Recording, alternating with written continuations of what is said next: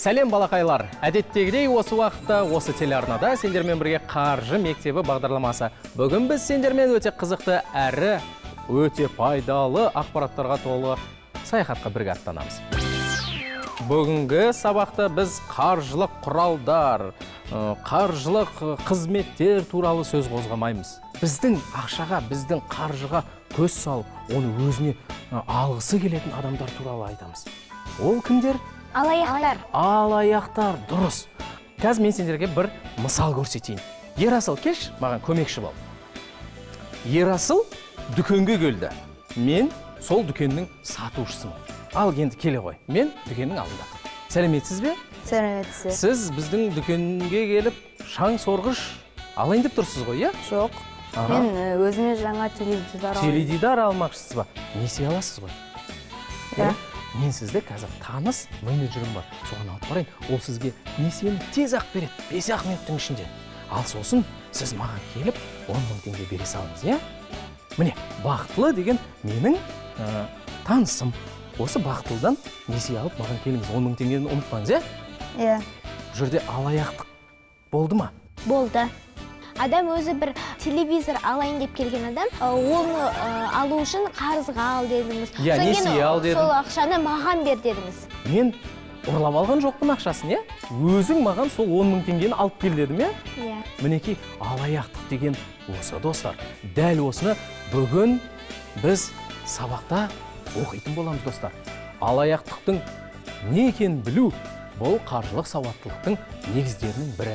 Дәл бүгінгі сабақта біз сендерге үйретеміз, көрсетеміз және бірге оқимыз. Қаржылық алаяқтықтың тарихы ескілігімен адамзат тарихына сай келеді. Ақшаның және жазбаның пайда болуына дейін адамдар бір-бірін алдауды үйренді. Алғашқы жалған монеталар түпнұсқалары шыққан кезде пайда болғаны кездейсоқтық емес. Қаржылық алаяқтық бүгінгі таңда да кең таралған. Ал заманауи ақпараттық технологиялар өкінішке орай алаяқтардың өмірін жеңілдетуде. Аса таралған алаяқтық істер: интернет алаяқтық, фишинг, скимминг, кибершабуыл, қаржылық пирамидалар, алаяқтық делдалдық, мобильді алаяқтық, жеке ақпаратты барлау мен ұрлау, жалған құжаттар бойынша ақша алу, жалған мұрагерлік.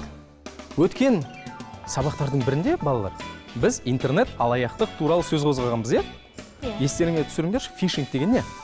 Балық алу. Дұрыс айтасың. Ал фишинг алаяқтық, ол жалған интернет сайттар арқылы алаяқтар сендердің пин-кодтарыңды, кілт сөздеріңді, иә, басқа да ақпараттарыңды ұрлайды. Ал скиминг дегеніміз бұл банкоматқа орнатылған арнайы құрылғы арқылы сендердің деректеріңді өзіне ұрлау, тартып алу деген сөз.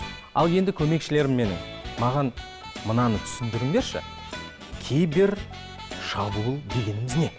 Хакерлер ірі банктың сайтына кіріп, клиенттердің, яғни біздердің ақшамызды ұрлайды интернет арқылы. Міне бұл кибер шабуыл деп аталады.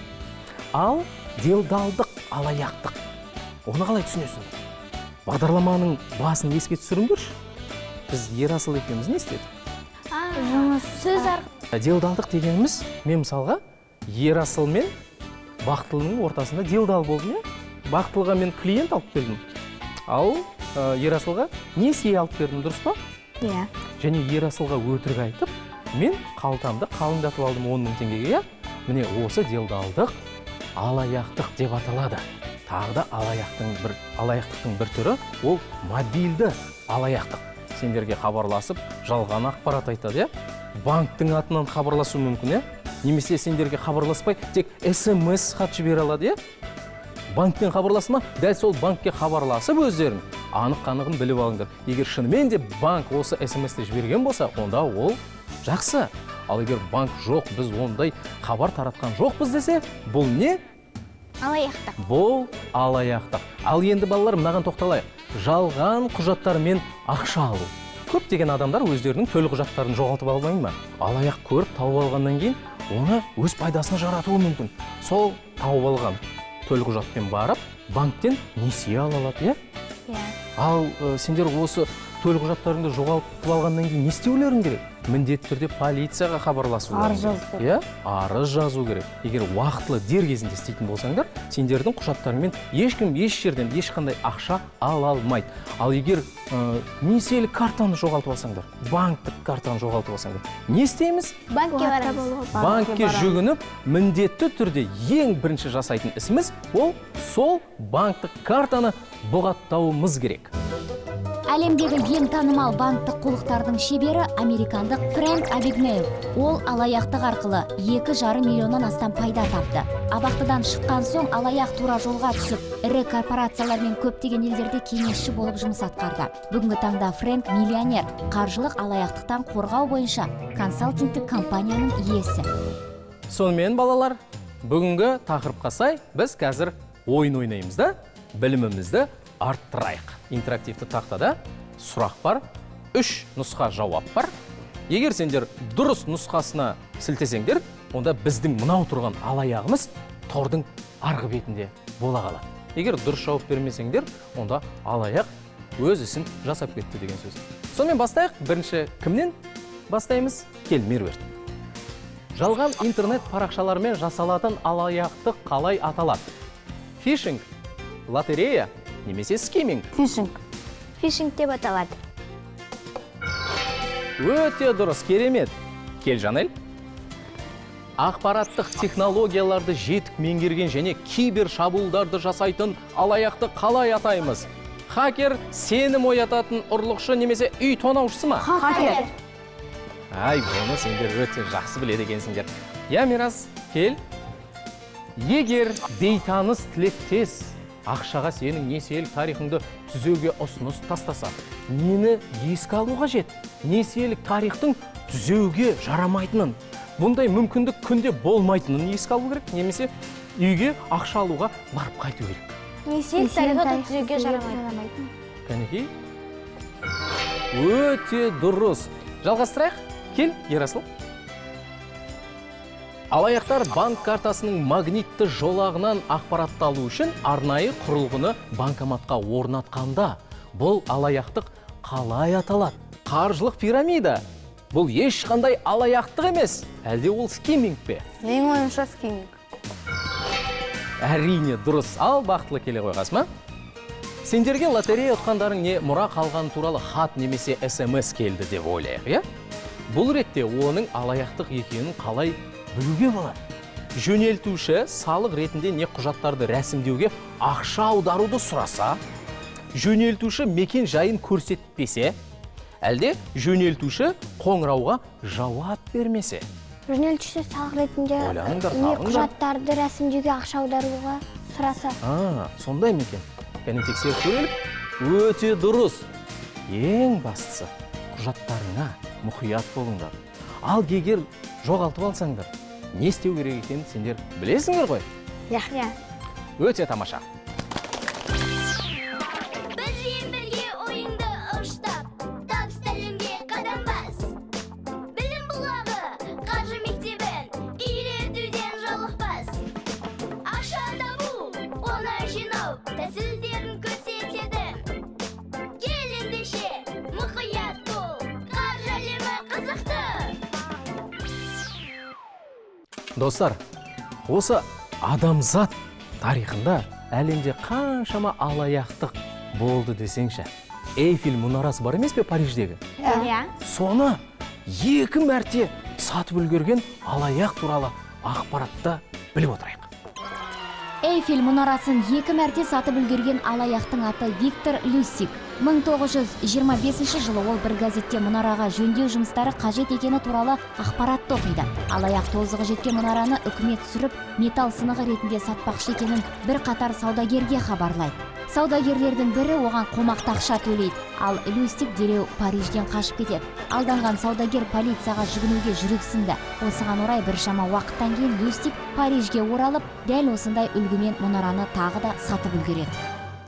Достар, қазір мен сендерге сұрақ қоям, сендер маған жауап беріңдер. Бір лотерея ұтып алдыңдар, немесе сендерге мұра қалды деген SMS немесе хабарлама келсе, не істеуіміз керек? Елемейміз. Ал егер сол хабарламада SMS-те қандай ұйым екені жазылатын болса, біз дәл сол ұйымға хабарласуымыз керек, е?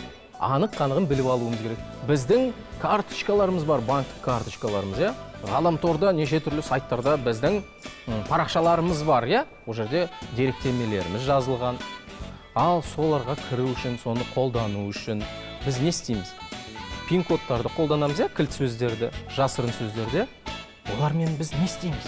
Ешкімге айтпаймыз. Ешкімге көрсетпейміз. Дұрыс, ешкімге көрсетпейміз, ешкімге айтпаймыз. Сонда ғана алаяқтар қолдана алмайды, иә? Егер біз құжаттарымызды жоғалтып алсақ, не істейміз? Полицияға хабарласамыз, иә? Мынаны ұмытпаңдар. Жоғалған заттардың бюросы болады. Мүмкін, дәл сол бюродан сендердің құжаттарың табылып қалуда әбден мүмкін. Алаяқтық қаржы нарығында да кездесуі ықтимал. Мысалы, алақол тәсілмен алынған құпия ақпаратты биржадағы сауда-саттықта қолдану және оны кең бұқараға жария ету. Акциялар мен басқа да бағалы қағаздар бағаларының өзгеруі осындай ақпаратқа байланысты. Балақайлар, бүгінгі сабағымызды қорытындылайық. Сонымен біздің интерактивті тақтада өзімізге үйреншікті ойын тұр, иә? Сендер не істеу керек екенін өте жақсы білесіңдер. Сонымен бірінші кім шығады? Кел, Мирас, сенен бастайықшы. Ғаламторда бейтаныс адамдарға жеке ақпараттарыңмен бөліспеңдер. Кілт сөздер, пин-кодтар, мекен-жай мен телефондарыңды айтпаңдар деген сөз ғой. Үшінші сурет. Тамаша, өте дұрыс. Әрі қарай жалғастырамыз, Жанель.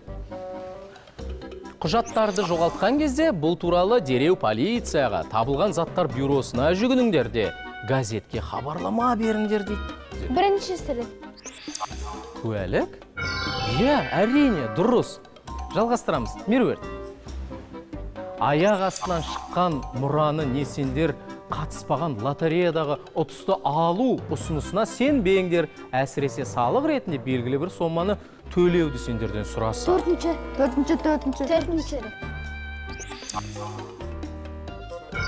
Әрине, өте дұрыс. Орныңа отыра ғой. Бақтыла. Валютаны банкте айырбастаңдар. Ал қолма-қол ақшаны тек өздеріңе таныс банкоматтан алыңдар. Соңғы. Әрине, дұрыс. Келе ғой, Ерасты. Ақшаға несие алып берем, не несие тарихыңды түзеп берем дейтін делдалдардың қызметтеріне жүгінбеңдер. Маған қиыным қалды. Өте қиыны қалды саған. Бірақ сен өте жақсы орындадың тапсырманы. Көп-көп рахмет. Ал сабақты қорытындылайық. Бүгінгі тақырыптан сендер не түсіндіңдер? Мен бүгінгі сабақтан айлакерлер скиминг деген Алаяқтық жасайтын білдің, е? мен деген фишинг дегенді түсіндім. Фишинг дегеніміз ол адамның ақпараттарын, деректемелерін ұрлап алу деп аталады. Біреулер сенің телефоныңа немесе бір SMS жолдаса, сен сыйлық ұтып алдың десе, оған сенбеу керек, анық қанығына жетіп барып, бірақ сену керек. Иә, дұрыс. Біздің құжаттарымыз жоғалған кезде оны тез полицияға хабарлау керек, арыз жазу керек. Өзіңнің жеке парақшаң болса, онда өзіңнің пин-кодыңды, пароліңді, банктағы карточкаңның нөмірін айтпау керек. Дұрыс, балақайлар. Бүгінгі сабақтан сендер көптеген мағлұматтар алып, өздеріңнің қаржылық сауаттылықтарыңды арттырдыңдар. Енді сендер келешекте осындай біз атап өткен алаяқтарға тап болмайсыңдар деген сенімдемін. Сонымен балалар, алаяқтардан құтылу негізінен мүмкін емес. Олар ежелгі заманда болды, қазіргі таңда олар бар, болашақта болады да. Әсіресе олар қай жерде көп? Қаржы жүрген жерде. Сондықтан сендер әрдайым үнемі өздеріңнің қаржылық сауаттылықтарыңды арттыратын болсаңдар, сендер осындай алаяқтарға тап болмайсыңдар және де олардан зардап шекпейсіңдер. Қаржылық сауаттылық бұл ең алдымен өздеріңнің қаржыға байланысты жасаған әр қадамдарыңа деген жауапкершілік және де білімді болу болып табылады, достар. Мынаны естен шығармаңдар. Есепсіз дүние жоқ. Келесі кездескенше сау саламат болыңдар.